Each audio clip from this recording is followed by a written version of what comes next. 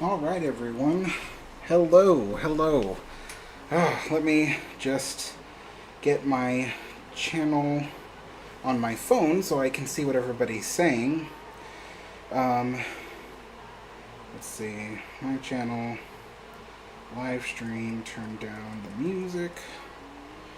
There we go. So yes, there is music playing today. I just, because I was running late, because I had to do a software update and all this stuff right before the stream started, the software goes, oh, by the way, we should update. So, I gotta get rid of the stream starts soon thing. Hold on. Just a second.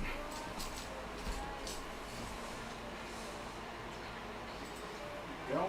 Alright, so that is done. Alright, so hello everyone. Sorry we're running so late. Is there any place to put my phone? Kinda. I'll put it here. Of course, the thing. So today we are having. There we go. Excuse me. I swear a gnat just like flew into my throat. What in the world? Okay. So today we are having. What are these called? McVitie's chocolate digestives, but they're basically a tea biscuit. I don't know why they're called digestives. It's just, I guess, the brand chose that name a long time ago. But, yeah. And then the little sandwich we have here, this is just a basic sandwich. It's multigrain bread. There is fig spread, and then there is some Swiss cheese. It's just a little, like, sandwich I learned how to make a while ago. So nothing special. And then for tea, we are having Lady Grey tea, which I usually don't drink with milk because the milk will just completely dull the flavor because the tea is so I don't know the word, light, I guess to say. Hello Doc, how's it going? Thank you so much. I actually didn't really try with the shirt because it's kind of a warm day. I mean, not super warm, but it's warm enough that, you know, I have the fan blowing on me right now, and if I were to wear like a nice shirt underneath, it would just make me too hot, especially with the hot tea. Let's see.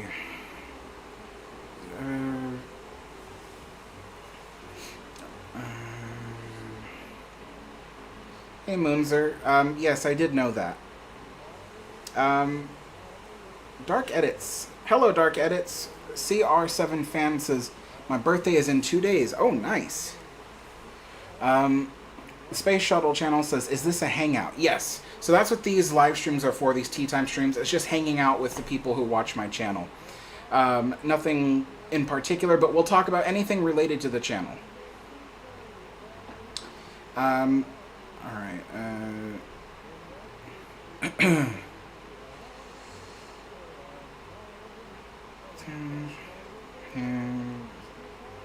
The tea is delicate. Let's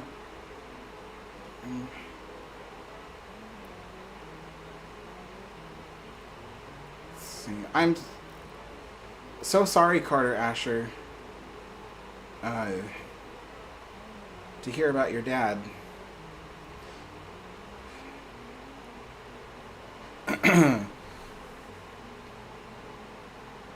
Whoa, so many comments.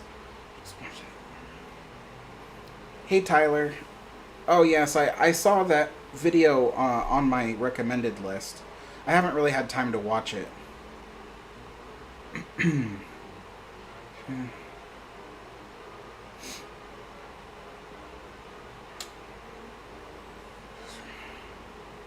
Chilling Frozen North says, Alex, can you post a recipe for your sandwiches? There is a recipe in the description below for my cucumber sandwiches. That's the most complicated sandwich I make, and it's really not that complex.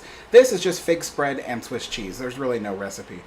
You just spread the fig spread, and then you put Swiss cheese slices on it. So, but the cucumber sandwich recipe is in the description below.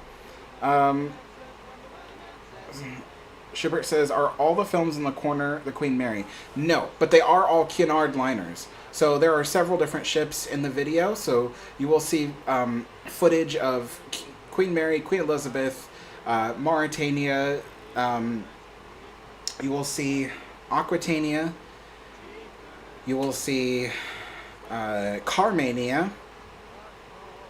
You will see Olympic, and I think another ship that just escapes my mind. But yeah, it's a number of Cunard ships. Because Cunard is my favorite ocean line company.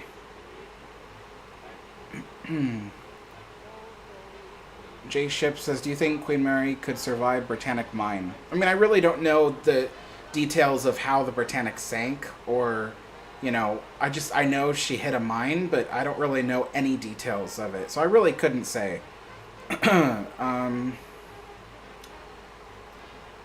Chris says, "Hey Alex, have you ever heard of naval repair tape? It even works when wet." No, I haven't heard of it. Gary Devon, that's all right. Thank you so much for your offer, though. I have a friend who's got like professional camera equipment, and you know, I've already paid for his annual pass to the Queen Mary, so he, you know, in exchange, he gets me video footage and photos when I need it.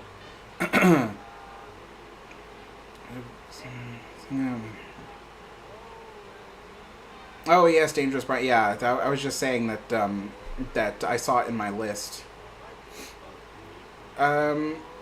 Space Shuttle Channel. No, I don't watch like Titanic 2, Titanic 3. I don't watch that stuff. Julie says, "How is the food there?" This? I haven't even tried it yet. I just started the live stream. Well, I better start with the with the tea before the water gets too cold. Because I boil the water in my kitchen with the kettle, so I have to. So for those that are new, this is an authentic China set from Cunard ships like Queen Mary, Queen Elizabeth, Sylvania, that kind of thing, and so because it's actual bone china, to prevent it from cracking, I put hot tap water, the hottest tap water I have in there, to bring it up to temperature. Then I will empty out half of that, put in a little bit of boiling water to top it off again to bring up the temperature yet again. And then once I feel it's sufficiently brought up to temperature, then I'll just pour the straight boiling water into there and start brewing the tea. So, yeah.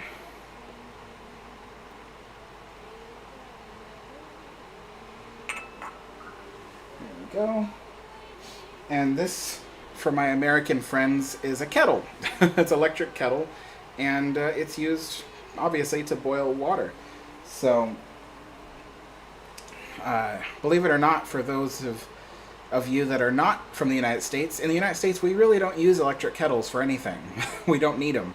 So, but because I have this tea time, you know, quite frequently, it made more sense for me to get an electric kettle. So, is that dry? I hope it's dry. I don't want the sugar to stick to it. Okay, so I'll just wait for the temperature to come up. That is already pretty hot. Let's see here. What are people asking me?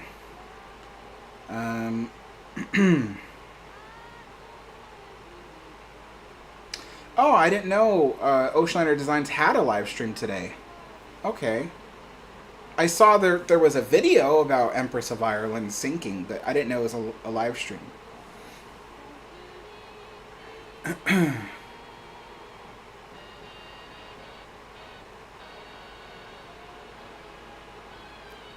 Hello, Kluger.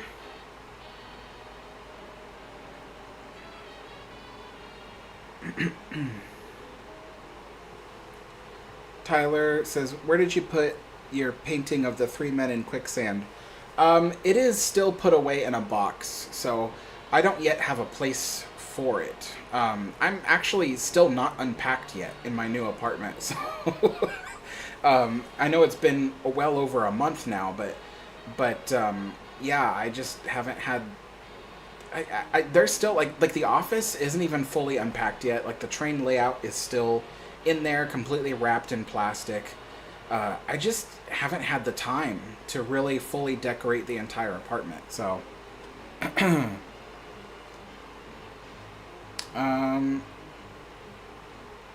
Doc says, I loved the last Disney video. I'm so curious about the Storyland canal boats and miniatures. Would you ever do a little something about them? We don't have them at Walt Disney World.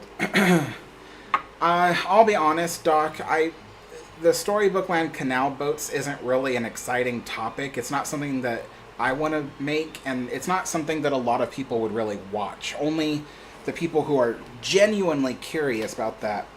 But yeah, I don't think that I'll be making a video about that. Particularly because I'm trying to stop making Disney content.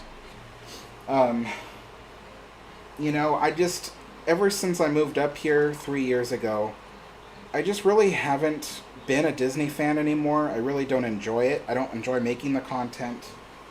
And a lot of the attention it's been attracting,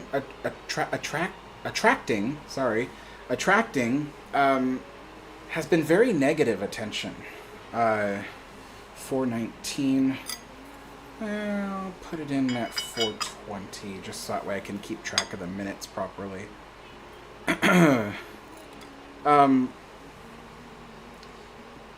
You know, like when I make videos about ships or trains, generally speaking, the majority of comments I get are very positive. It's like, wow, this is really cool, or wow, I didn't know anything about this, and you know, that's so great, or heck, even the really nice ones, which are, oh, I really love your channel, that kind of thing. It feels good. When I make Disney videos, all I get is, oh, the liberals this, and oh, the conservatives that, and I'm like, I don't want that on my channel. You know, I really don't. That's not the kind of conversation that I want people to have. My channel is to bring people together over our common interests, you know, to put aside those kinds of things and just enjoy these various topics on my channel. Okay, that's in there. Okay, and yeah, and so the Disney content does the opposite of that. You'd think it'd make people happy, but it actually just brings out the worst in people. So I'm kind of like, ugh, I just don't want to do it. Go ahead and pour out half of that again. And then top it off with some more water.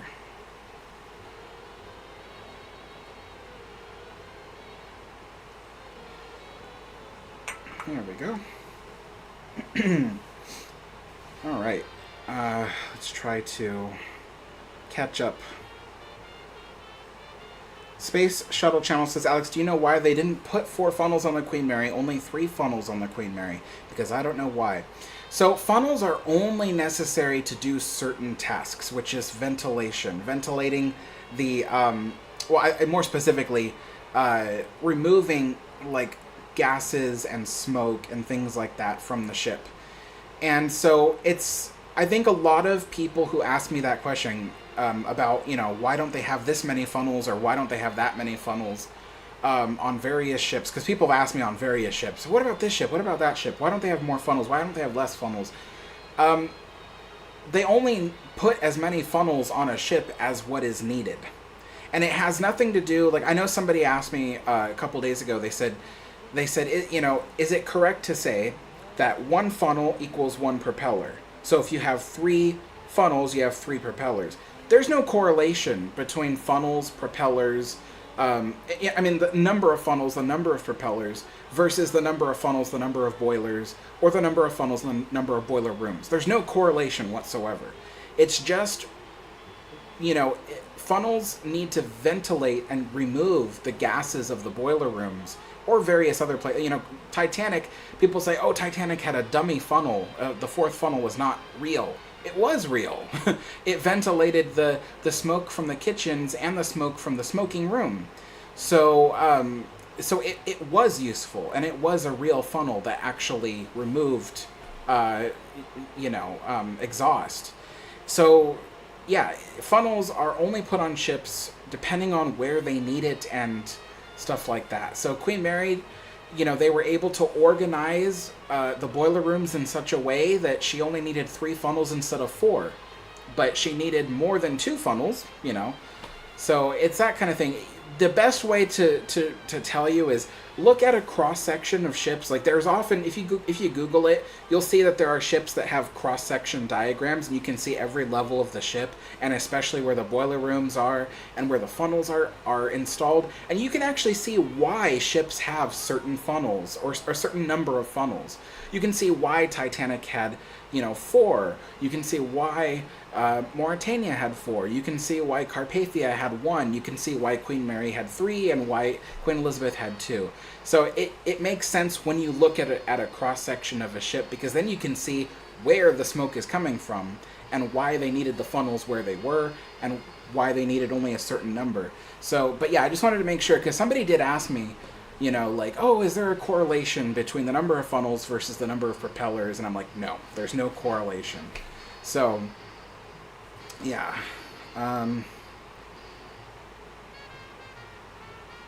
Mark Hooper says, haha, we use an electric kettle. We call it a jug all the time here in Australia. Yeah, for us, an electric kettle is actually not as efficient as it would be in the UK or other countries, because of, there's a complex thing behind it, but it's the amount of power you can get from a power outlet in your home. So I think in the UK and other countries, probably Australia as well, the power output in your walls is much higher than ours. So our kettles take almost as long to boil water as it does to boil water on a stove. And so electric kettles make sense in the UK and in other countries because they can boil water like in half the time as doing it on a stove.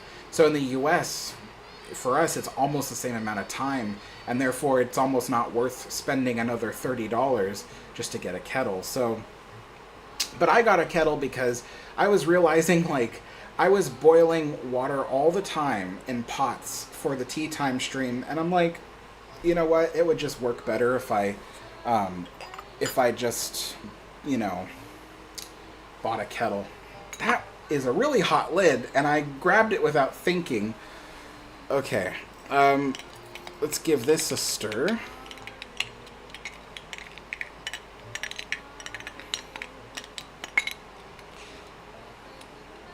I need to sneeze.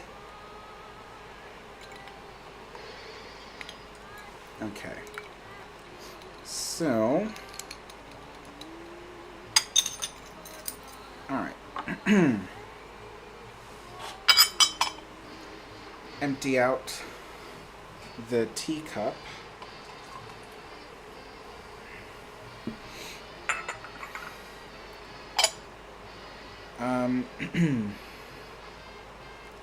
Jay Ship says Mike postponed his stream to next week. Oh, there must have been a technical difficulty or something. Oh, what am I doing? I don't even put cream in this, so just sugar, so I can actually fill it up. There we go. Alright.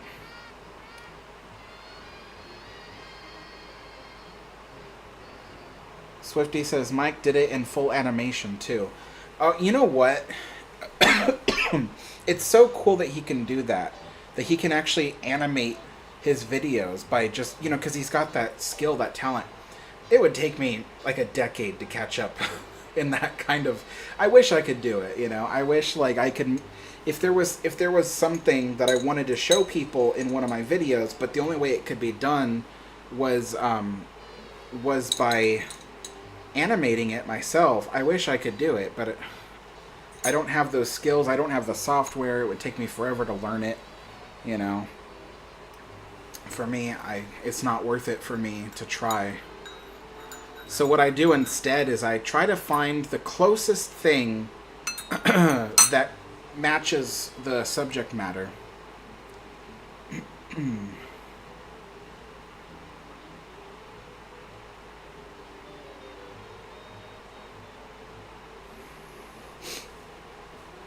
pulley history. To answer your question about whether I think I would survive the Titanic, knowing what I know now about how it sank and everything, no, I don't think I would survive it. Because ultimately, even if I made it to staying on the ship as long as possible, I'd still have to, there would still be a good chance I'd still die just from sitting in that water for so long waiting for rescue. So, I mean, yeah, and the thing too is like, whether or not I could get on a lifeboat. I don't know. I mean, you could say, oh, well, here's a lifeboat for men over here and blah, blah, blah, but who's to say that I'd even be able to make it on the lifeboat? What if, something happened and somebody was like, oh, I don't think so. Yeah. I guess the point I'm trying to make is I doubt it. I doubt that I could survive Titanic knowing what I know now.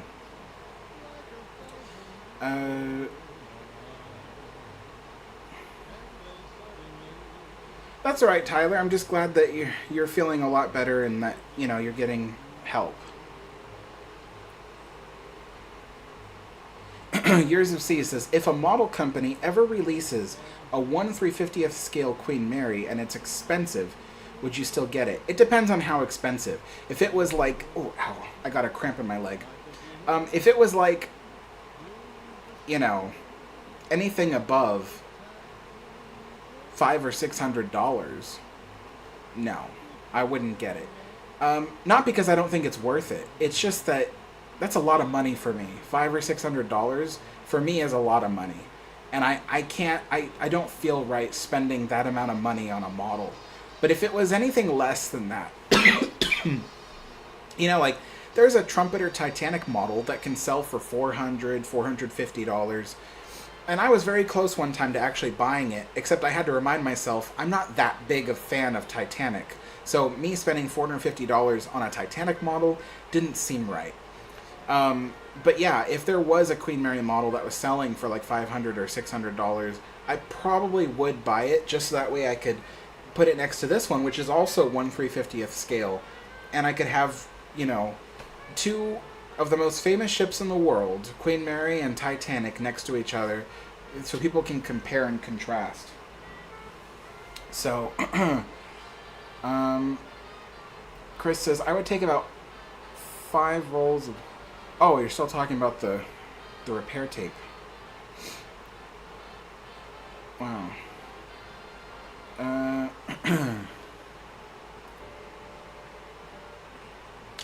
J-Ship says, basically what I'm asking, Alex, could Queen Mary survive 7 compartments of damage? Britannic could survive 6.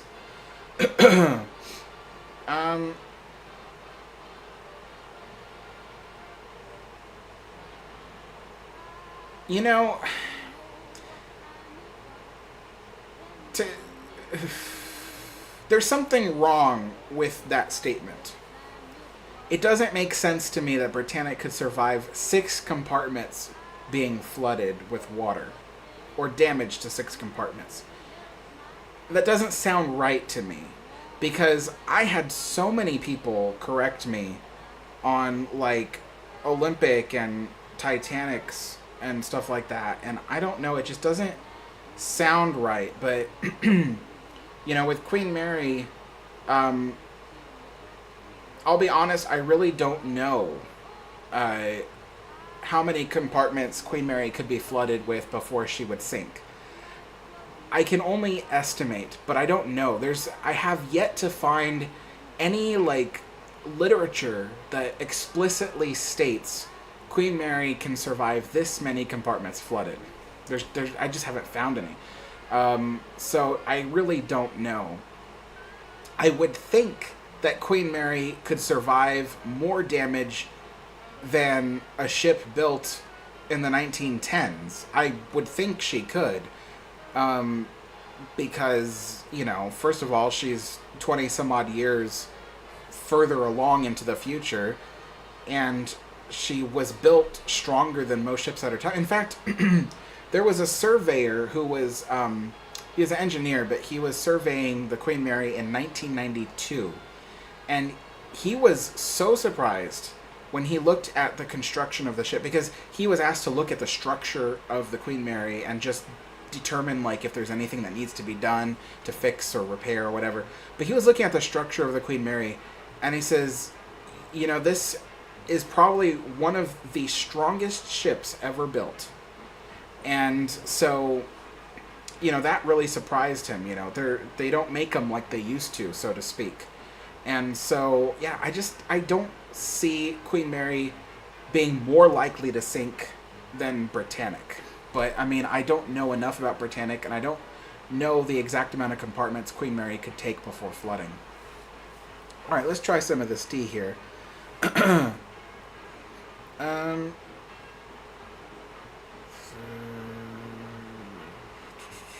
Doc says, thanks for answering honestly about the Disney thing.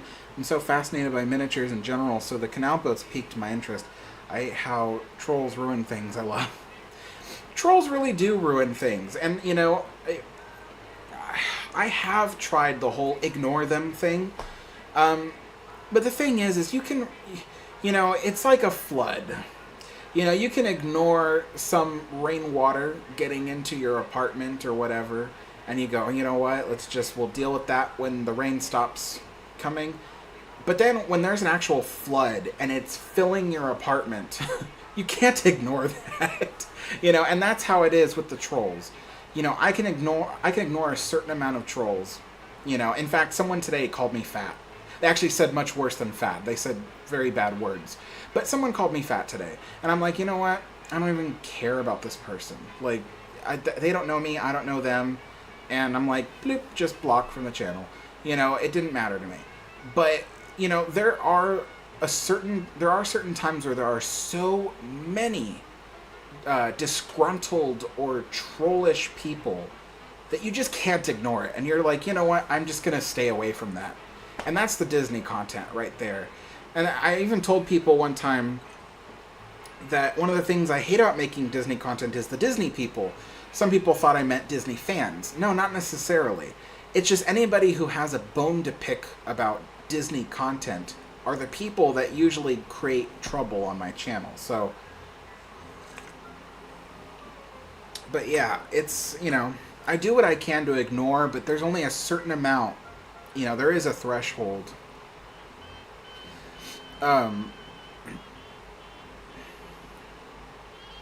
Jeffrey says, did your dad get his YouTube channel working? Well, I got it working for him. I had to, yeah, so first I had to like do repairs to the computer because he's using my old computer, and there was all kinds of stuff happening. Like apparently one of the RAM cards, the RAM slot cards, was not functional anymore, and it was creating a problem where the computer couldn't start up again. So I fixed that by removing it. And then there was an issue where the computer wouldn't stop updating, so I fixed that. Then I reset the computer. Then then we had an issue with the monitor. The monitor that we had, which is very old but still functional, it wasn't a computer monitor, it was actually a television. And we no longer had the remote to it, and it would no longer change channels, and I discovered that buying a universal remote for it would cost just as much as just buying a brand new computer monitor. So I just went and bought a brand new computer monitor. Nothing fancy, it's very cheap, you know. If it breaks, you know, 2 years from now, it would still have done its duty and I wouldn't feel bad about it. So I bought that. Then we finally got everything up and running, and he started editing his first video. But I guess he's waiting for me to have time to help him edit his video. And time for me, as you guys know, is a very precious thing because I barely have time to do anything. You know, it's like every time I have a free moment to just relax or whatever, I have like something else to do. So, but I'm hoping that I'll have time to help him out. But he has not posted his first video yet.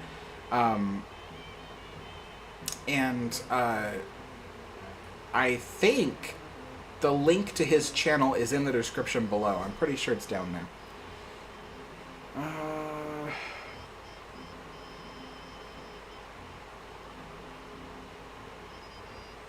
Let's see.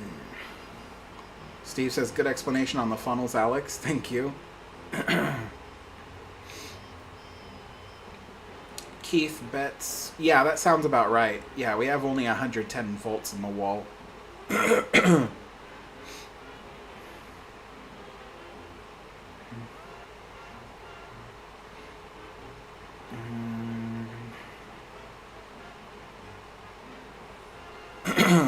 Curly Q says, when I went to Long Beach, I couldn't help but notice Queen Mary's interiors were a tad dark and almost dingy.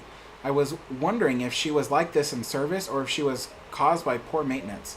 Curly Q, when were you last in Long Beach? Because if you were there before this month, before May or even April, then the issue is actually that while in Long Beach the last couple of years, they haven't been keeping up with the maintenance of the lights and lamps around the ship.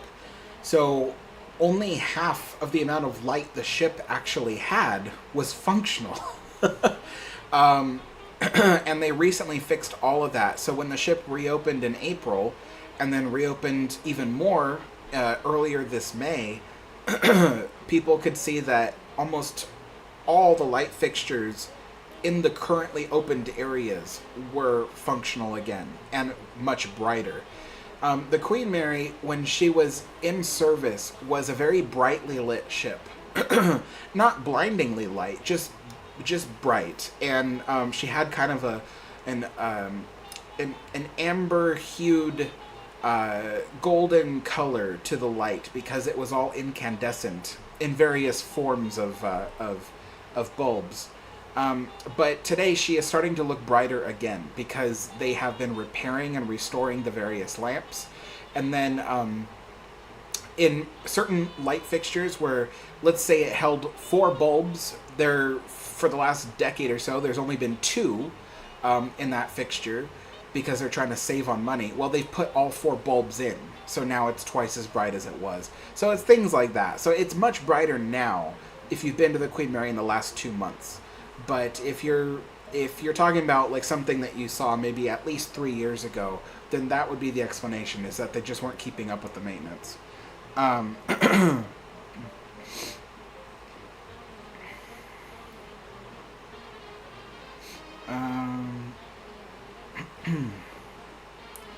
Go Zoo says, love these comfy streams, Alex. Thank you so much. I enjoy them too.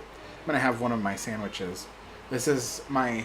It's fig jam with Swiss cheese. It's just a little snack sandwich, nothing too hearty. Oh, see you later, Steve. Have a good one.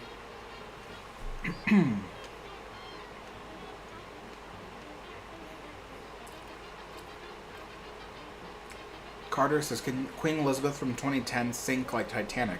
I don't think so.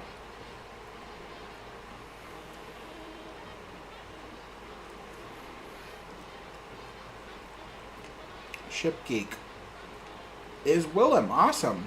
Glad you started a channel.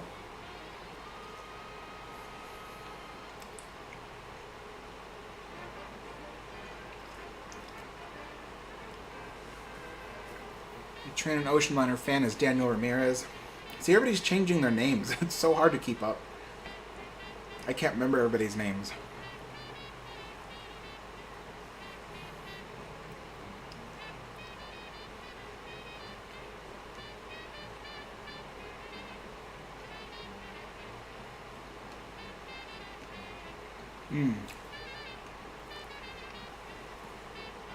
Space Shuttle Channel. Steve and I yesterday were talking about boilers exploding because we were talking about when the Queen Mary sliced the HMS Curacao in half.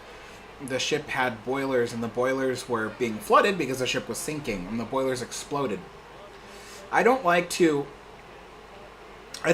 make what do you call it? Estimations of like the severity of an explosion based off of like an actual event like the Challenger. Like that doesn't feel right to me, so I try not to do that. And frankly, I don't even really know. I don't know how, like, I would need to know the numbers of how an explosion is measured and all of that, and then how the explosion, from the boilers was measured. Like, I don't know. It's too complex. I don't know.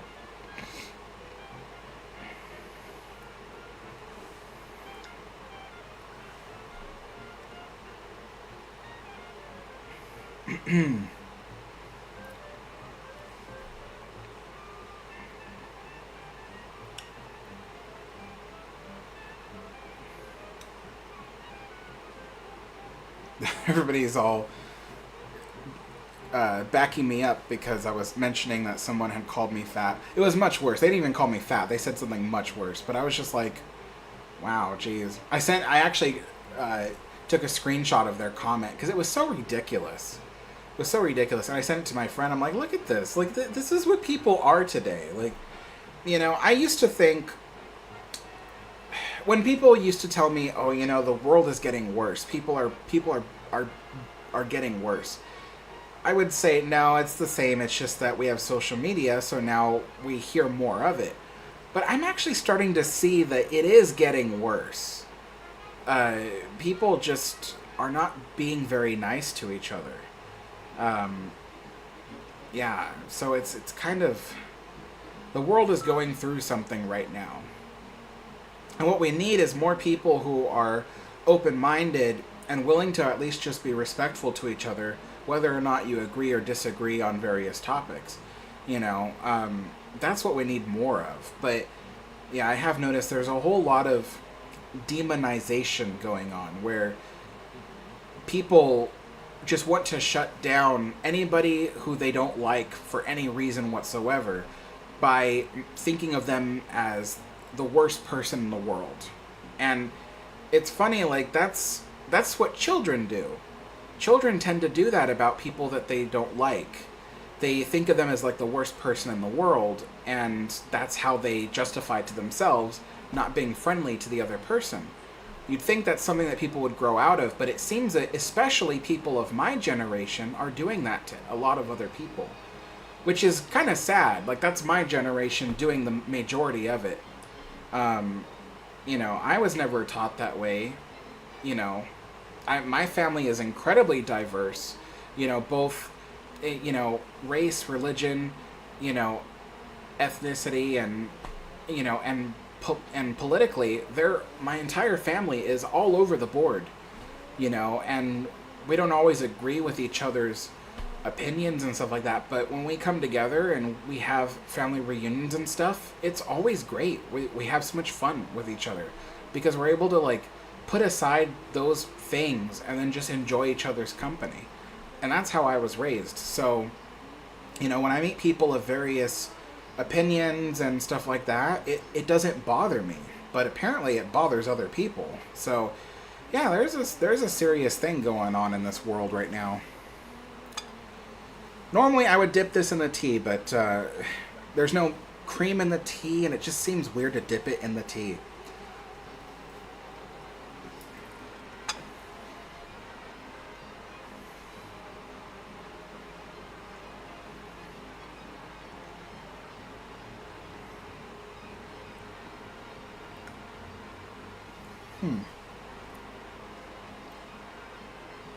Ship Geek.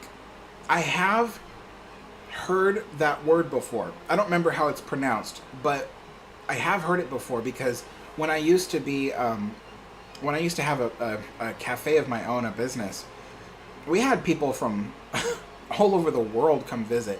And one day we had a few New Zealanders in one corner drinking their coffee and whatever. We had a few Australians in another corner, and then in the opposite corner we had some South Africans.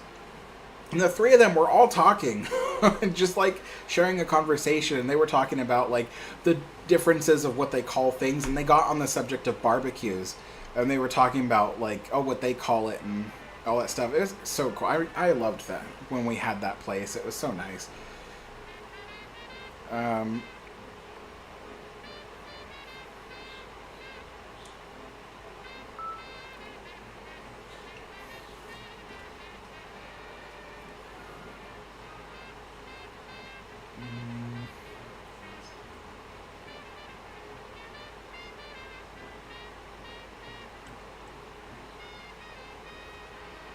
Let's see.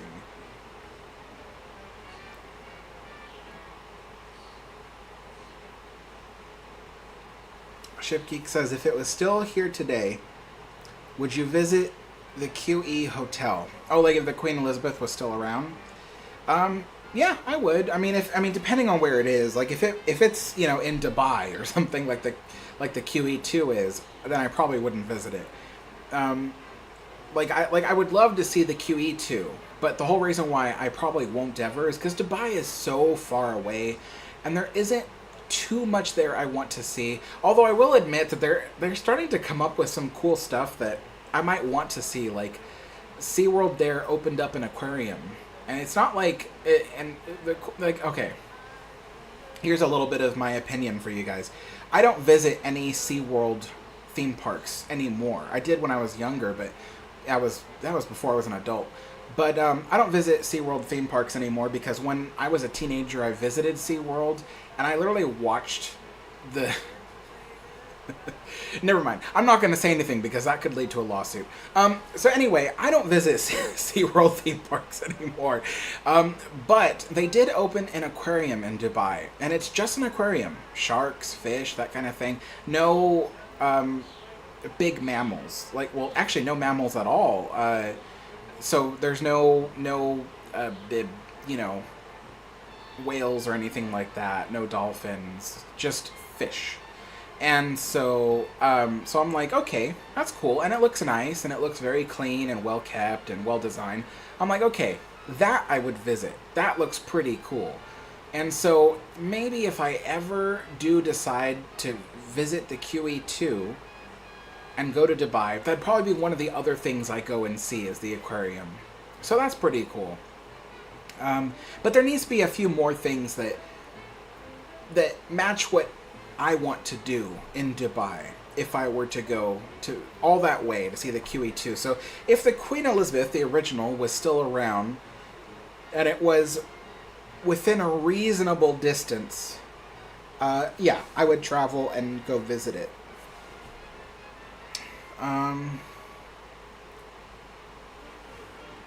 Cryoman says, I'm going to visit the Queen Mary in around a week. Awesome. Sorry, I was just thinking really, but yeah, that sounds really cool. Well, hopefully you enjoy yourself. Going to around a week, so ooh, you might be there just before the grand reopening. Yeah, you'll be there before the grand reopening, but hopefully you enjoy yourself, because I know after the grand reopening things might be even more open. There might be more to see of the ship.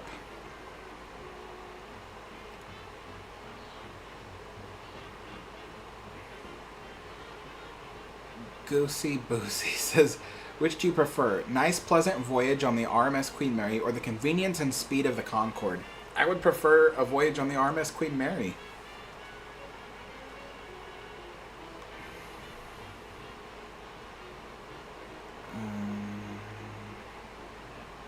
Shipgeek says, would you rather sail on Lusitania, Mauritania, Queen Mary, or Aquitania? Queen Mary. But not because I don't want to voyage on the other three. It's just that Queen Mary is my favorite ship, so I'm always going to want to have a voyage on the Queen Mary over the other three. Space Shuttle Channel says, I know you mentioned about the funnels, but one question first. I live near the Queen Mary and go to Shoreline Aquatic Park for a walk, and the thing that disturbs me is the funnel color, like sometimes orange and sometimes red. Do you know why? Yes, because there was a time when they tried to paint Queen Mary's funnels similar to the Cunard orange that Queen Mary had while she was in service.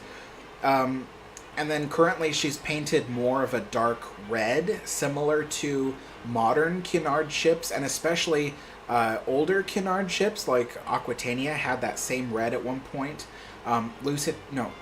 Mauritania had the same red, and earlier ships too. Earlier, like going way back, before there was ever a Cunard orange, there was a Cunard red. And today, The ships have a mixture of Cunard red, Cunard orange.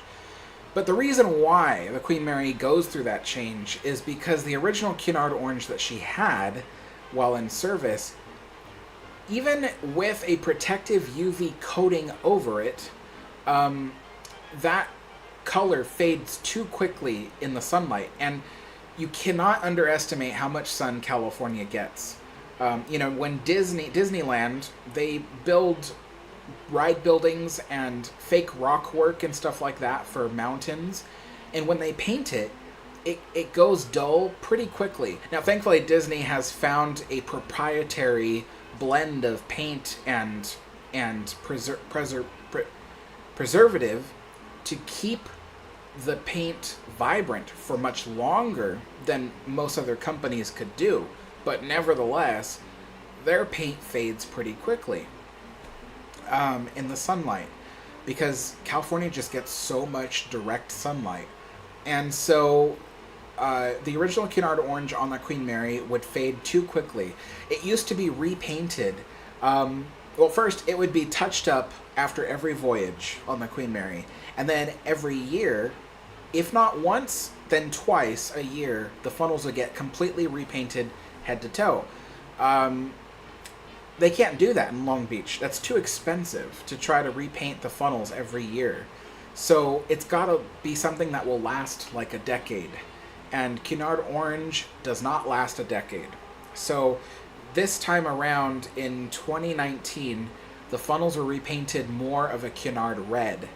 And it's not precisely Cunard red, but it's close. And the reason why is because that red will last much longer in the sunlight. Already that red, after only 4 years, has faded a lot. It doesn't look like it sometimes on camera, but if you go there in person and stuff, that red has faded significantly from when it was painted in 2019. And as it fades, it'll look more and more like Cunard orange. So that's why they used red. But yeah,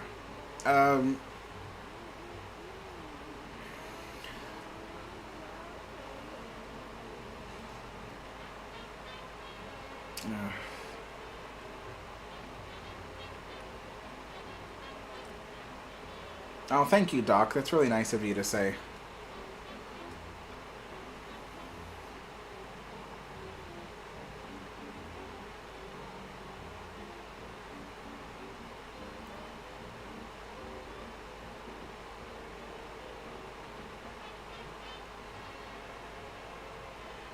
Curly Q, yeah, that could have been it then. I also know not all the hallways are fully lit too, because they're still working on it. Like the ship is not completely completely. The ship is not fully. The restoration is not fully completed yet. The ship will continue restoration for like the next 5 to 10 years. So yeah, I wouldn't expect the ship to look fully restored anytime soon. It is an ongoing project that will probably last 5 or 10 years, depending on how much funding they get over time, and that funding, the amount of funding they get could change. It could go up, it could go down as time goes on. But yeah, it is much brighter now today than it was in the past.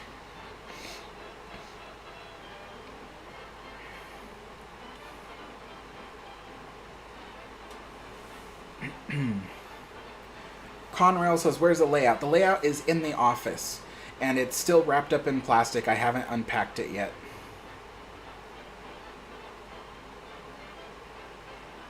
People are talking about the Space Shuttle channel.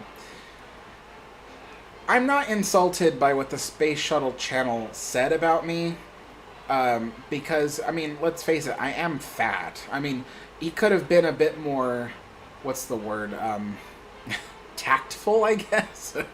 Because there is a point where you're like, well, you gotta use a little bit of tact. But, I mean, he's not wrong. I am fat, and I know that, So, but, so I'm not insulted by that, but I do know that he told somebody else to stop talking, and that, I'm like, that's not cool. Don't tell people to stop talking there, especially when they're just trying to tell you to be tactful. So, yeah.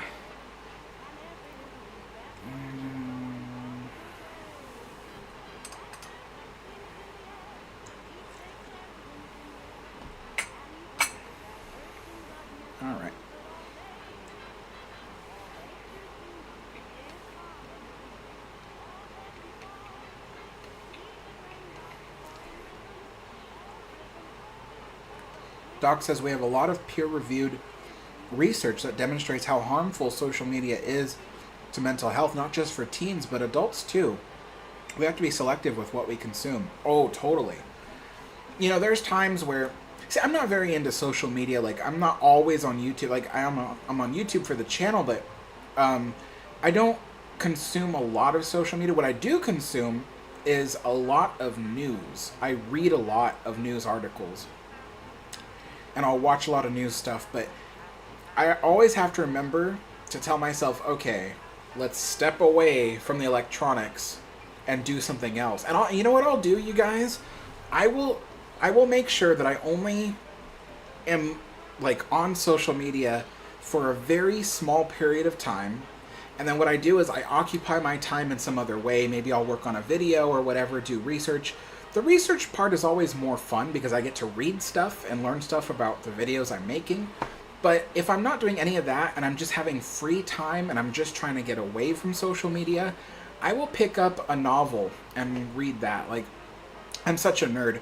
I'm reading the novelization of the Jim Henson movie, The Dark Crystal. I'm reading that currently. I'm halfway through the book. That's because I'm just such a nerd. But yeah, you know, so I always try to pick up a book or something and read that. I try not to stay on social. I've seen so many people, you know, they're on social media all the time, and they can get really caught up in the drama that happens on social media, and it can make people just really angry and really sour, and that's not healthy. You know, it's not healthy to always feel that way. So always take a moment, you guys, out of your day. If you find yourself on social media for too long, do something else, you know. just try to get away from it for a little bit. So let's see.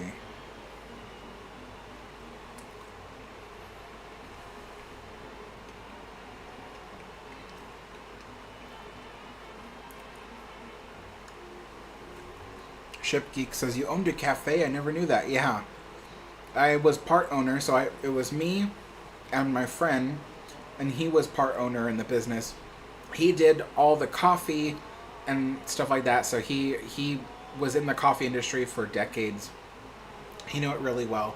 I went to culinary school to learn, you know, how to cook and all that stuff and how to manage a business, and I had been in the food industry for more than a decade at that point, and had worked my way up to being a chef, and so we both just came together and created a cafe, and it was really cool. It was a cool place.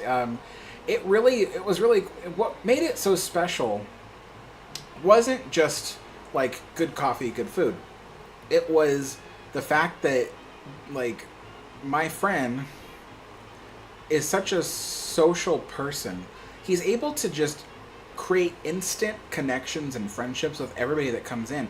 So we would get brand new customers, and you know, and they would be like, "Oh, I'll take my coffee and my food to go," and you know, but they'd see everybody else in the cafe all talking to each other. You know, they'd be sitting in opposite corners of the place, but they'd be talking to total strangers because we would get involved and we would have conversations, and it would just spark all this conversation. And so new people who came in would be like, you know what, actually I'm going to sit down and just enjoy myself. And that was what was so cool about the place we owned, was that it was like nothing you've ever seen unless you're from another country besides the US.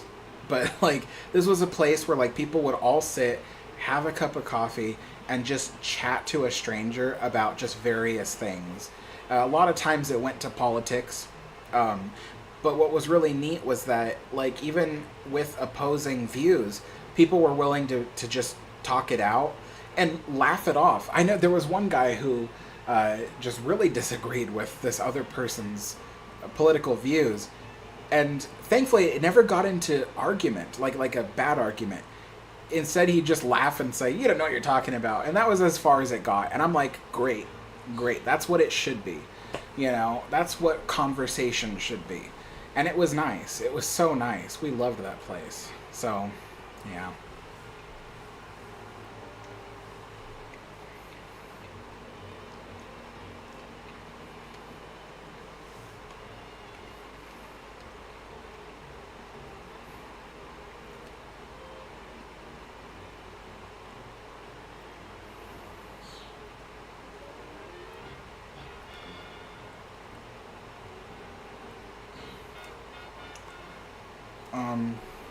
Myson says, what did you think of the China Titanic that is being built? It's not being built anymore. The one that you're thinking of is for the theme park that was going to be built in China, but that was canceled a few years ago because the company went bankrupt and abandoned the theme park. And that Titanic they were building was never completed, and right now there's like plants and stuff growing in it. It's completely abandoned and rusted. What did I think of it? It didn't seem right. It doesn't seem right to build a replica of Titanic for a theme park and then fill it with entertainment venues. It just didn't seem right. It felt so wrong, for the lack of better words. It just felt wrong. I didn't like that.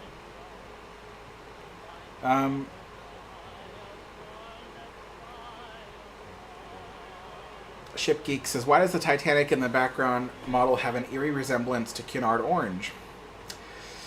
So, when I built this Titanic in 2012, well, first let's preface this by saying I am not technically a Titanic fan. I'm not a Titanic nerd or a Titanic fan. I've never purposefully researched the Titanic. And when I built this in 2012, I did it because I thought Titanic looked cool, and I wanted to have a model of it. And so I started putting the model together, and I was like, okay, what color should it be painted? You know, the red part of the underside. I was trying to figure out what color that's supposed to be. I was trying to figure out like what color the funnel should be, what color the masts should be, what color the decks should be. And all I had was this like painting of the Titanic. It was I didn't own the painting. It was a cover of a book. It was the cover of a book of pictures of Titanic, and they were all black and white pictures, but the cover of the book was a painting of Titanic. And these were the colors on the book. And so what I did was I just replicated it. It was a really dark, I'd call this like a burgundy for the bottom hull of Titanic. So I replicated that burgundy. And then the funnels on the image were like literally orange. So I replicated the orange. And then the mast, it looked dark brown. And I was like, that doesn't look right. Like, it doesn't look like that in the movie Titanic. So I was like, I'll just paint that orange too. So I painted it orange. And, you know, it wasn't until like literally a decade later that I learned that those are all the wrong colors for Titanic. So, and this model is heavily beat up anyway, and it does need severe restoration. I mean, it has been through so much. I mean, it looks ugly if you get up close to it. It's so destroyed and beat up. So when I do get around to refurbishing the model and rebuilding it, I will be correcting the color scheme. Carter Ashley says, are you going to hear from Queen Mary 2 in New York from your trip to Belfast? What? Are you going to hear from Queen Mary 2 in New York? I think what you're asking is, am I going to sail on the Queen Mary 2 from New York on my way to the UK? Yes. So my plan is for me and my friend Chris to take a voyage on the Queen Mary 2 and catch it from New York, go to Southampton, you know, spend about, 2 weeks or a little over 2 weeks in the UK. And part of that is visiting cities like London, Bristol, Belfast, and then we're going to spend a few days in Paris. And then we're going to come back and catch the ship on the way back to New York. And that's the plan. And if anybody feels like donating to the channel to support that, because the whole point of the trip is to film more content for the channel, more history, not just ships, but like other stuff. Like everywhere we go in the UK, we're gonna be filming and stuff like. Well, I'm gonna be filming, and getting all the information, doing research, that kind of thing. And then bringing it all back and making content out of it. So if anybody feels like donating to that, the link is in the description below for the GoFundMe page for that. If you don't feel like donating to it, no problem. Nobody has to do it. So, but it is one of my bucket list items is doing that trip. So whether or not, you know, whether or not I get any more donations on it, I'm still saving up my own money to go. So I'm really excited for that.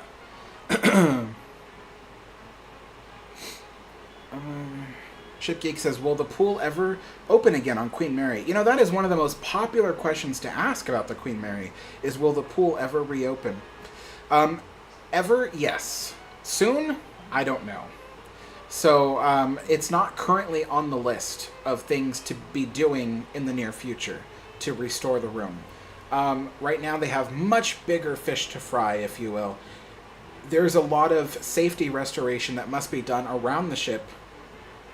Various walkways need to be rebuilt, you know, certain things need to be fastened down, that kind of stuff. You know, there's a side shell plating on the promenade that needs completely redone.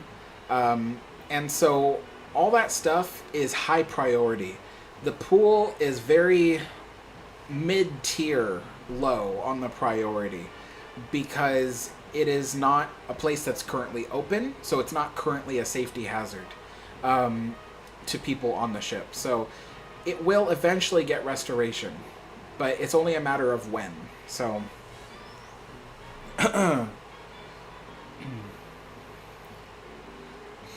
Goofy Roll says, I wonder if they ever named an ocean liner after Princess Diana. Would it be popular? She is more of a modern age than the queens they named the other ships after. I don't know. I mean, right now they just named, Cunard just named their newest ship Queen Anne, and that might end up being one of their most popular ships because it's designed for a younger audience. By younger, I mean like 35 to 55. But yeah. But yeah, you know, I don't know. I don't know.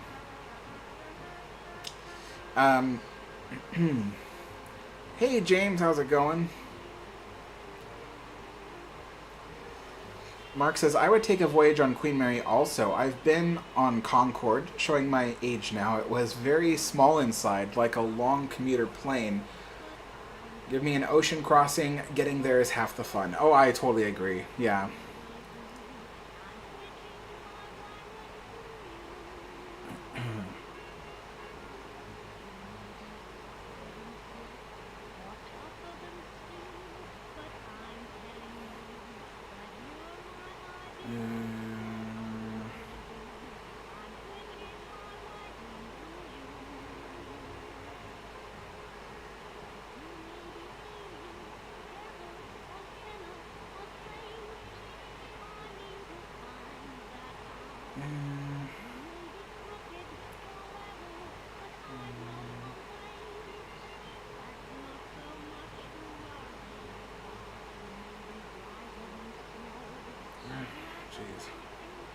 I'm just trying to like get caught up with the comments here, so I'm just reading them, seeing what I can respond to.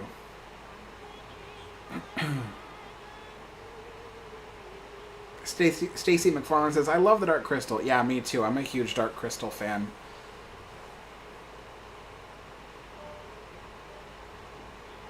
Let's see.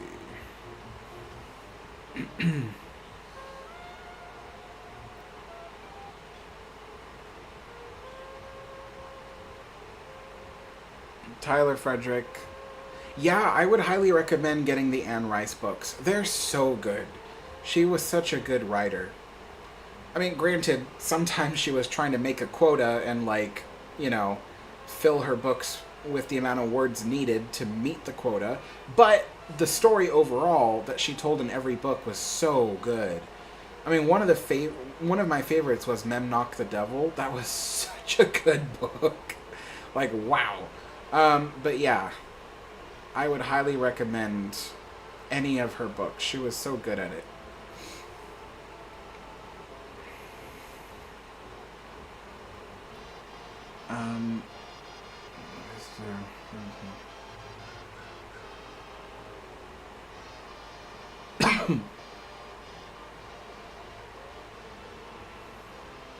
Hello, Mike. How's it going?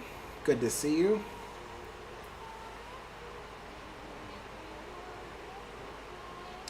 Um, so to answer your question, Daniel, about why the locomotive, the 440, is why what everyone thinks of when they think of a steam locomotive, is because they were and still are the most common steam locomotive seen in operation.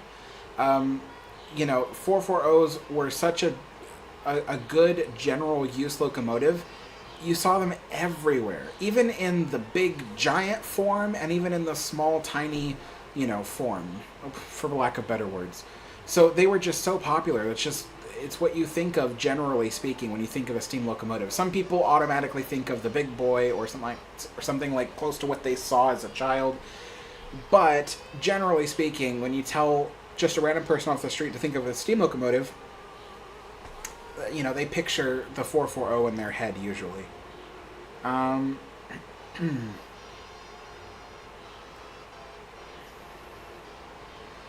Moonzer says Alex was at the QE engine room footage like 5 minutes ago.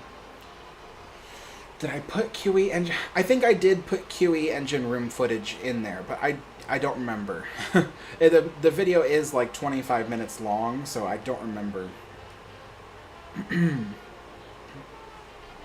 Ship Geek says, have you moved yet? Yes, this is the new apartment behind me. So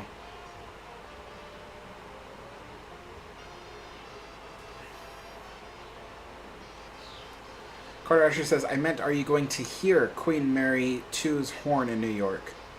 Well, I assume I will if I'm going to take the ship out of New York. I should hope that they would be using the horn.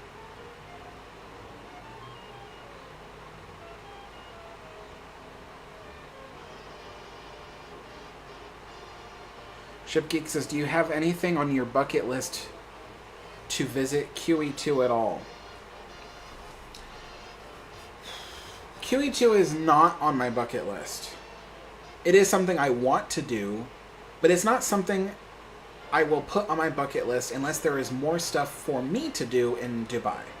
I'm not interested in all the stuff other people might be interested in when it comes to Dubai.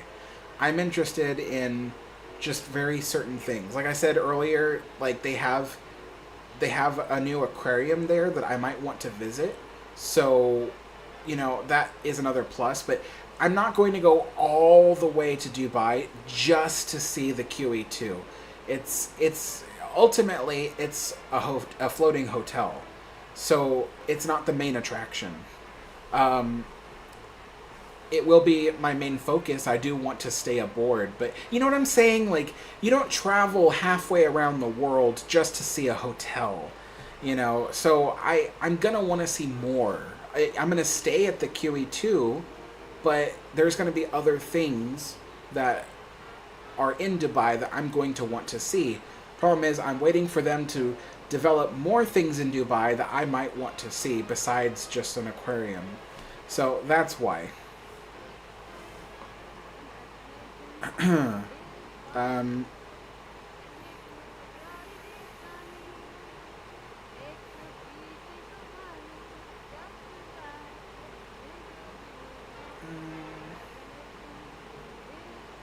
Carter Asher, no, I don't have a vehicle simulator for Empress of Ireland.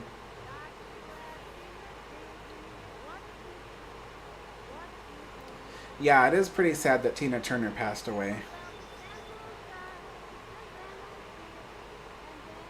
Christian says, you might have answered this already. Will Sir Winston Churchill restaurant open soon? Are they getting it ready? So yeah, on the Queen Mary, the Sir Winston's restaurant is going to be one of those spaces that may not open for quite a while. The first reason is that it's way up on the top of the ship, away from everything else that they're working on and restoring. And they just moved all the furniture out of Sir Winston's to help put furniture in the observation bar, which technically is a more popular venue. So, yeah. Steve was telling me that he thinks that when Urban Commons left the Queen Mary, they took all the furniture with them. So he thinks that it was actually out of necessity that they had to move Sir Winston's furniture down into the observation bar. And I think he might be right.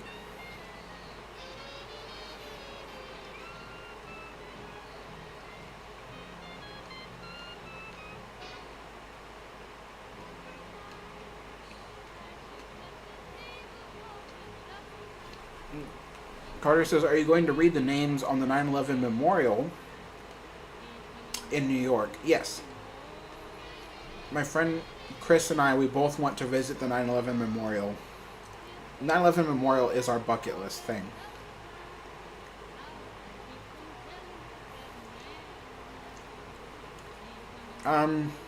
Daniel, for me, it's not about the color of a steam locomotive. It's more about how the color is used. So I can't stand looking at steam locomotives that are colorful when they're not meant to be colorful.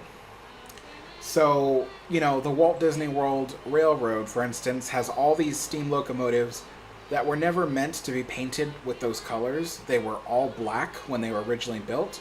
It looks weird to me to look at those locomotives and see them so colorful. It's weird. It looks weird.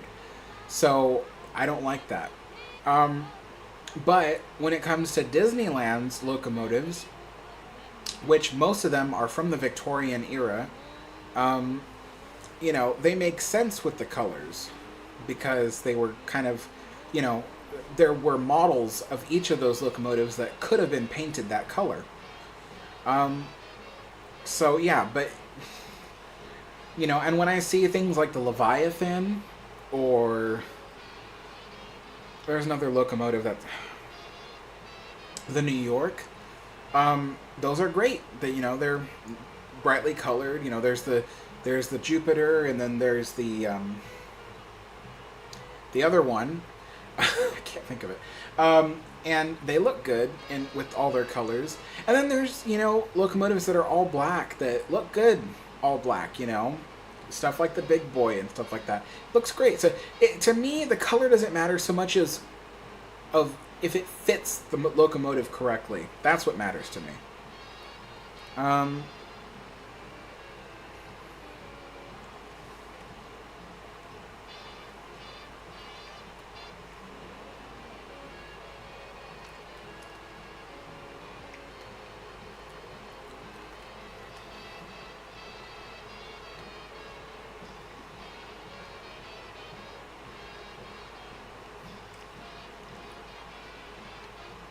Chris says, I wouldn't mind going to the Burj Khalifa building. Wouldn't mind climbing the spire of the building on the outside. Oh my gosh, no. It'd be cool for me to stand somewhere near the bottom of the Burj Khalifa looking up. That'd be cool. Or seeing it in the distance from, you know, somewhere. But I would never want to go up into the Burj Khalifa. Like, I have such a problem with heights. I mean, it'll be a miracle if you get me to the top deck of the QE2. When I was on the Queen Mary the last time, my friends and I were wandering around, and when we got up to the sun deck and stuff, you know, I started getting, my knees were getting wobbly just looking over the side of the ship, and we were only 90 feet up, you know. But the Burj Khalifa, like, my God, I don't know. I would probably freak out being up so high.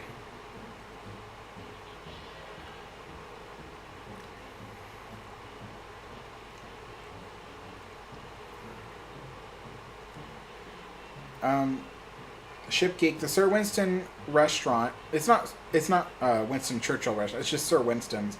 Sir Winston's is a restaurant that was added above the Veranda Grill on the Queen Mary 2 or 3 decades ago. So it's a Long Beach creation. It was never a restaurant while the Queen Mary was in service. And what it was it was above the Veranda Grill, and it was built into a space that used to be cabins for the engineering crew on the Queen Mary. So they gutted the cabins, and then they turned it into Sir Winston's restaurant. And I don't really know why. Because why they did that. Because they were like, they built Sir Winston's, right? And they were like, all right, we're building Sir Winston's because we want to have a fancy venue that looks old-fashioned, kind of Art Deco-y, you know, like a pub almost, but Art Deco-y or whatever.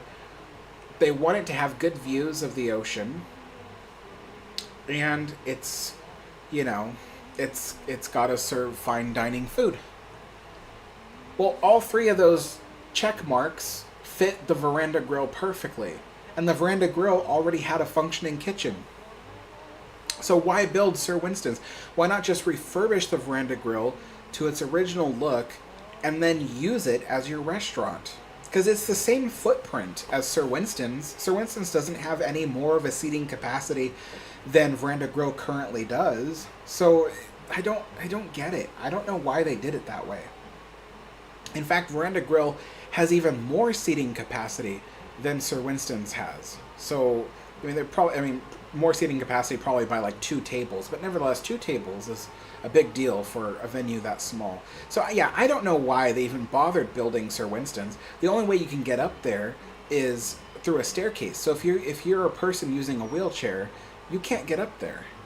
So yeah, I never understood Sir Winston's. They should have just refurbished the Veranda Grill and used that. It's much easier to get to, and it's, you know, already like a restaurant venue. I don't get it.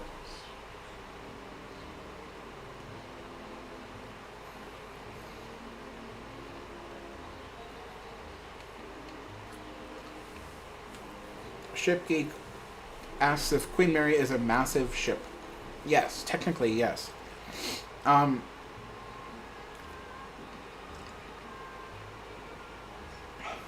When it comes to ocean liners that currently still exist, the original Queen Mary is the second largest ocean liner currently still in existence. So that itself is a really big deal. You know, but the thing is that cruise ships can get much bigger. And so when people look at Queen Mary compared to a cruise ship, they think, oh, Queen Mary's small. But Queen Mary is not small. It's just the cruise ships are so unbelievably big that it makes the Queen Mary look small in comparison. But the Queen Mary is not a small ship. You know, she's almost a quarter of a mile long. You know, she's got 12 decks. 13 technically if you count a certain deck. But, you know, she's got 12 decks. She's huge. It takes a long time just to see everything on the Queen Mary. You know, you could probably stay a week on the Queen Mary and still not see everything.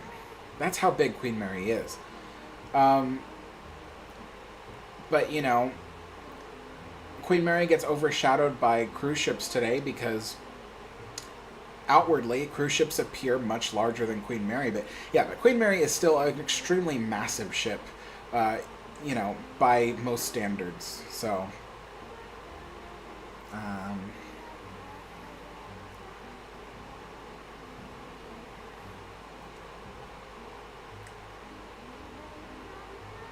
does the Queen Mary look as big in real life?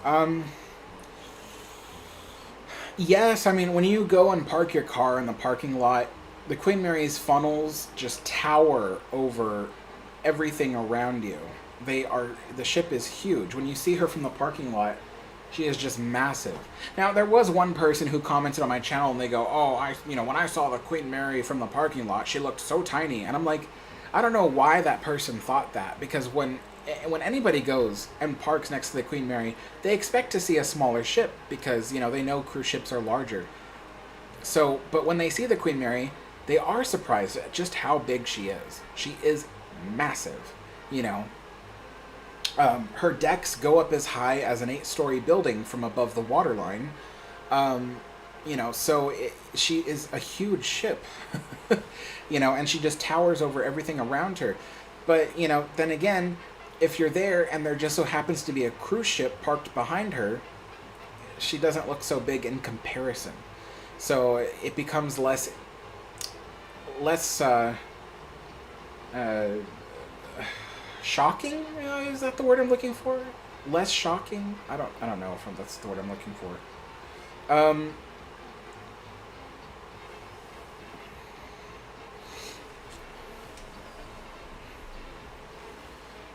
Mike is right. The Queen Mary is definitely larger than Titanic, in length and tonnage.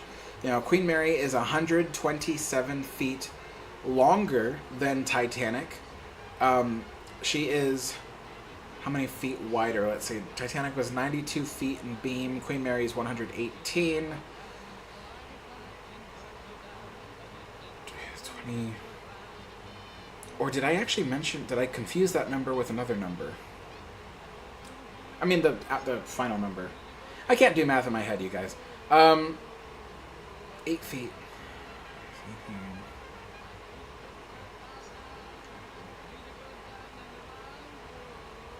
26 feet? Yeah. If I'm doing the math correctly in my head, Queen Mary's 26 feet wider in beam than Titanic was.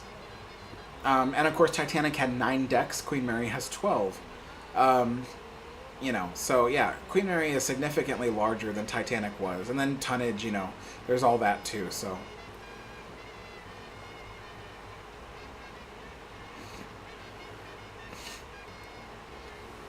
Curly Q says, I don't mind modifications to the Queen Mary, just as long as they fit in with the ship.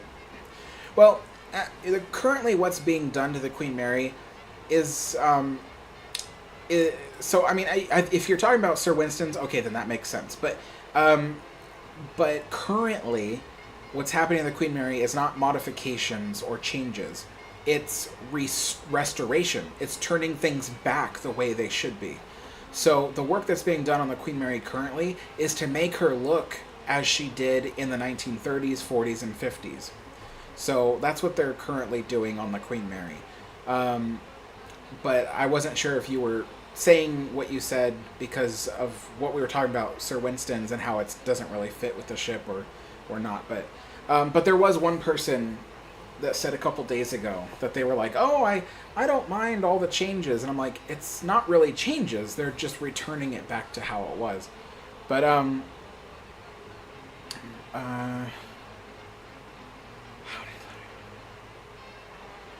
Train and Ocean Liner fan says, how did you letter your ON30 model locomotives on rolling stock? I didn't letter them.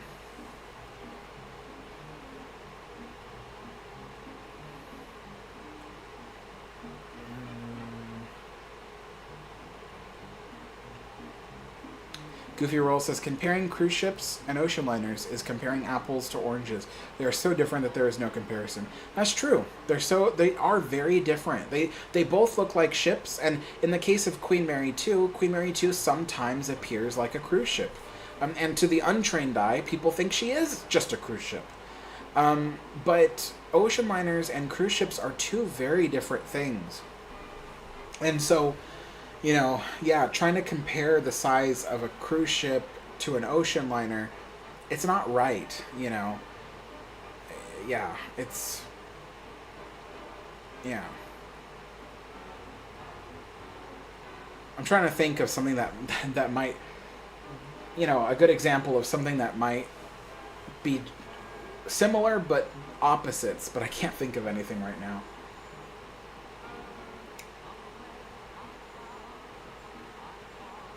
Yeah, I can't think of anything.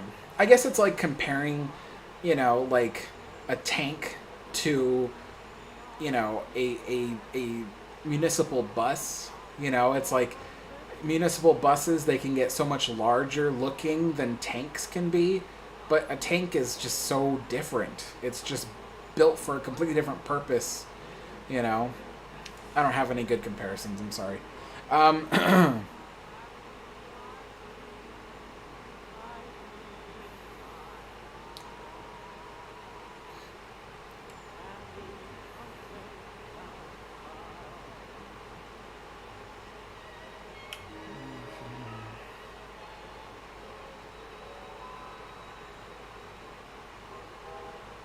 What's embarrassing?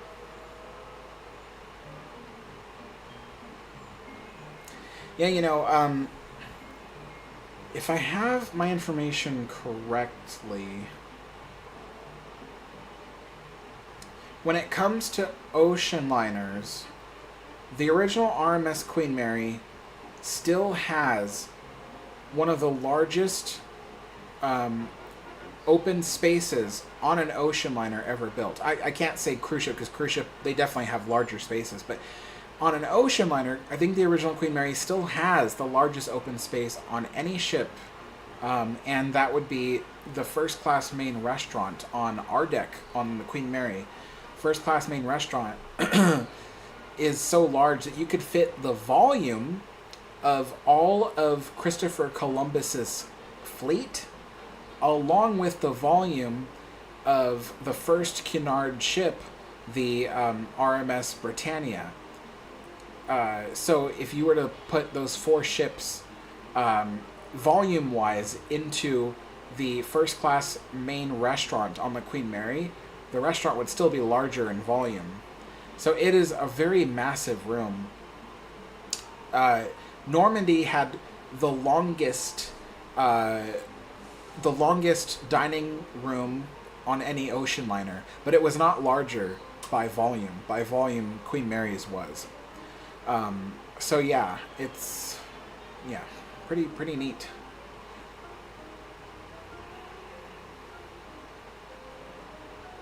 Oh, there we go. Goofy World says passenger planes and cargo planes built for completely different purposes, but both are airplanes. Exactly. Passenger planes versus passenger planes versus military cargo planes and stuff like that. Completely different things. Just built differently. So yeah, ocean liners built differently than cruise ships. You just really can't compare. And even like the largest airplane in the world was, I think it was technically a cargo plane, wasn't it? But if you were to compare like a military plane to the largest airplane ever built, they were built for two completely different purposes. And the military plane could probably do, some way crazier stuff, withstand some way crazier action than the commercial cargo plane could. So I'm kind of talking out of my butt here because I don't really know, but I'm assuming that it is.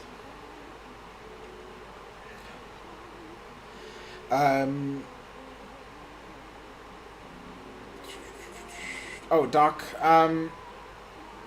will the Queen Mary have holiday celebrations, balls aboard for Christmas or New Year's?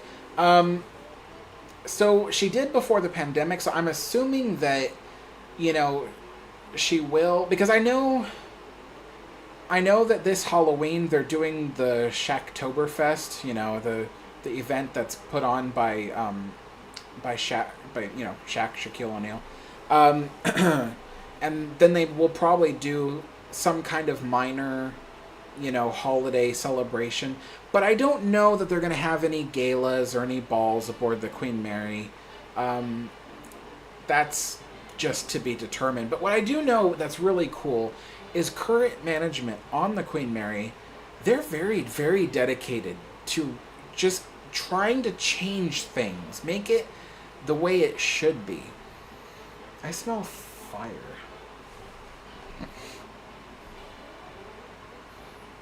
Why do I smell fire in my bedroom?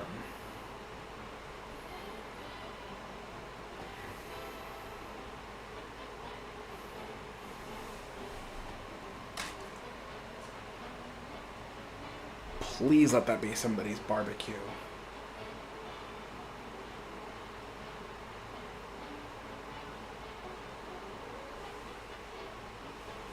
I don't see anything on fire.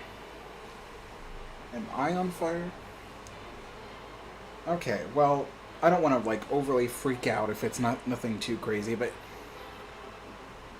yeah, that is kind of scary. Okay, but yeah.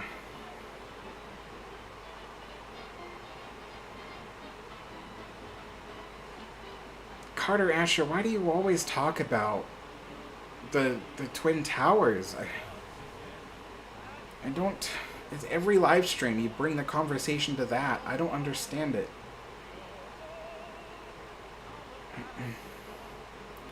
Shipgeek, people think Queen Mary's haunted because of all the marketing they've done for the past 3 decades to make people believe she is. You know, like I always say, because we always get into this. Kevin says it's Joe burning something. I'll have to see. But you know, like,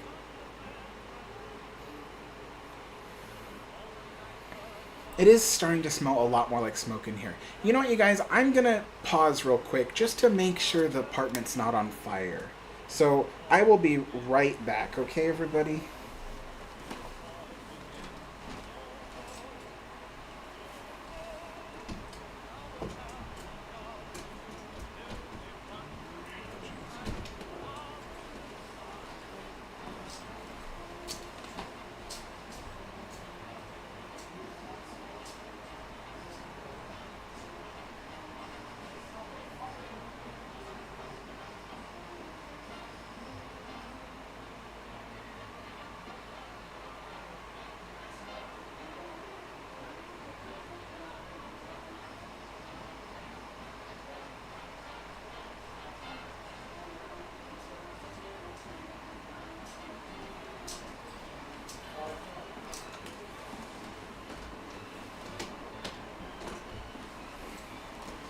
Okay, so there is a smell of smoke outside.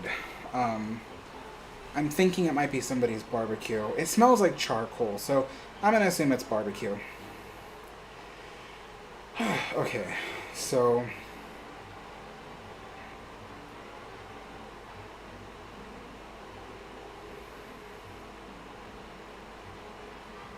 oh, Goofy Roll says, this is a real question.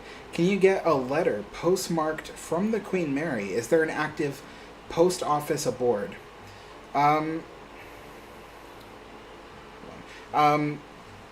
there's no active post office aboard the Queen Mary. So I don't even think you can. I don't even think you can send letters aboard the Queen Mary. Even if you were able to, I don't think they'd have any kind of postmark on them at all. So yeah. All right. Mike says wildfires. It could be. We do get wildfires during this time of year.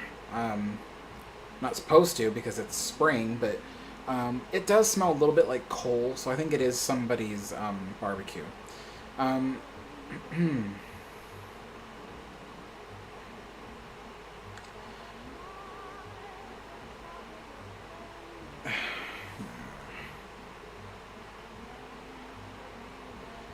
Yeah. Carter, I'm going to ask very politely, let's not talk about 9/11 on this channel or about the Twin Towers, because every live stream you're on here, you ask me something related to the Twin Towers, and, you know, it's not that I don't, like, it's that this live stream is meant to build people up, to make them happy, to talk about stuff that's related to the channel. You know, Steam power, the history of Steam, you know, all that kind of stuff. So I just, talking about 9/11 and the Twin Towers and all that has nothing to do with the channel. And so, yeah, this wouldn't bother me if someone randomly asked it, but you ask about this stuff every single live stream. So, yeah, I'm not going to respond or even read out your comments about that stuff.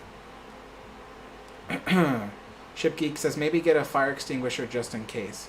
I have one in the kitchen, believe it or not. So I have one in the kitchen just in case, but yeah. Andy says, hello dear chap, last night my house and state got hit with an earthquake. Oh wow. Is that Alaska? Because I heard there was earthquakes near Anchorage. Is that where you're at? Historic Ships. Hello, Historic Ships.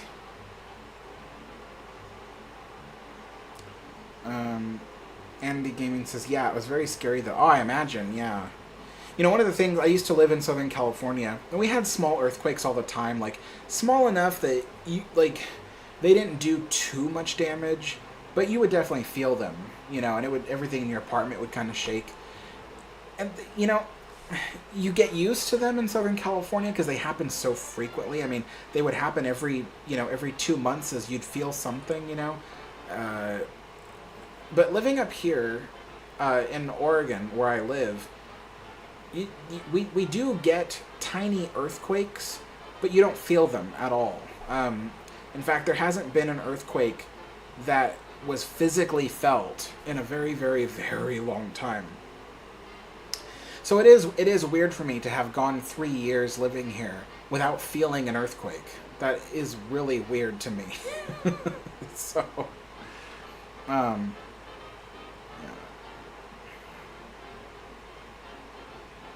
Shipgeek says, in South Africa we call your states provinces. Yeah.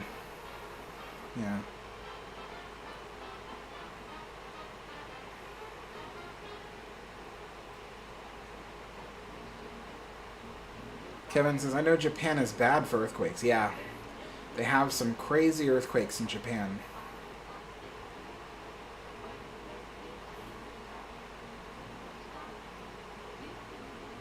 Alright, well, I think we're getting to the end of our live stream here. Might as well finish this.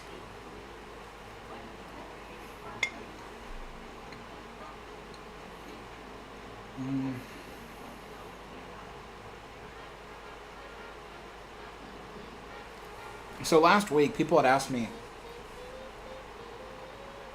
you know, when's the Mauritanian video coming out? And I said Friday. This was last week.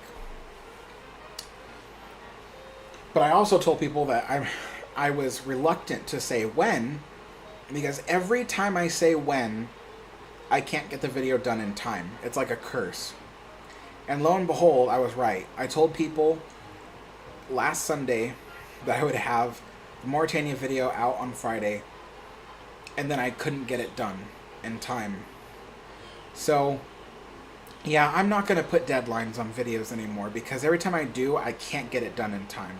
So,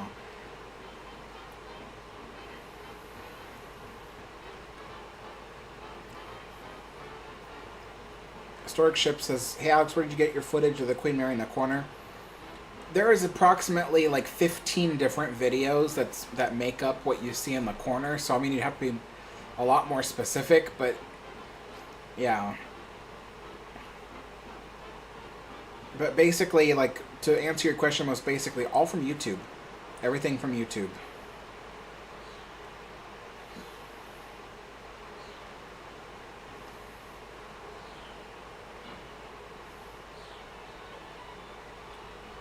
Chris. Yeah, that's true, Chris. In fact, my friend Chris, on his Chris with a K YouTube channel, he made a video about that very thing, about the Polar Express exploding if it were to go down the hill.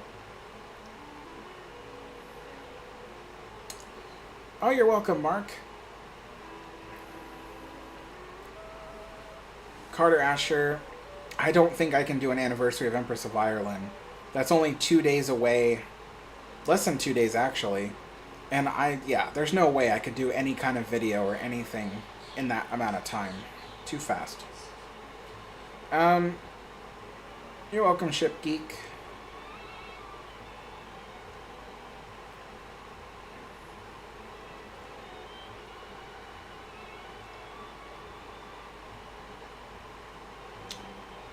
Anyway, so thank you guys for watching the live stream.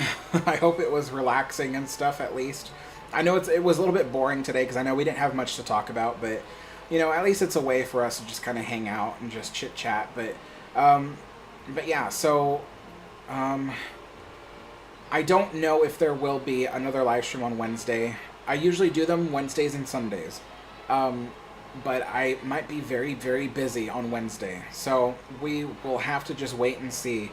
Otherwise, I will see you guys all next Sunday, if not. But yeah, thank you guys all for watching, and I'll see you all next time. Bye-bye.